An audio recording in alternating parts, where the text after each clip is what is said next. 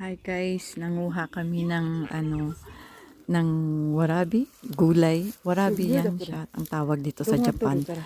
Nanguha kami na sa malapit sa bundok na rin yan guys, sa Yamagata.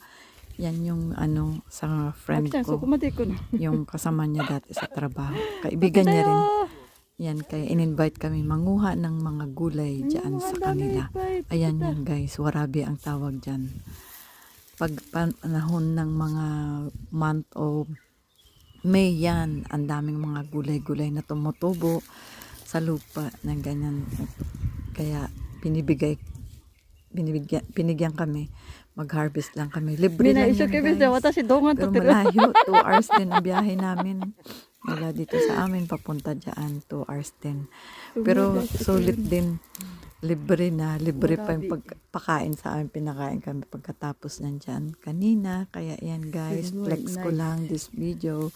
Thanks for watching. Please like and share. Thank you. Bye.